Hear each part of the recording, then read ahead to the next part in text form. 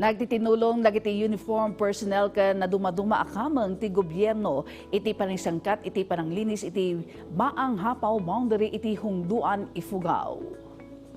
Nagturong sadyay dagiti kameng ti 1st Ifugao Provincial Mobile Force Company ken RMFB 1501st iti koordinasyon iti Bureau of Fire Protection hungduan Municipal Local Government Unit ken Barangay Local Government Units para iti nasaong aktibidad. Aktibidad anisangkat sakbay ti Punok 2026 amay sa a cultural celebration. Nalinis na talged ken urnos a lugar tinaymatangan met dagiti nakiragragsak iti nasaong aktibidad. Pudno unay ngawan ka pa distragsak a marikna iti parangipaay iti Serbisyo Komunidad.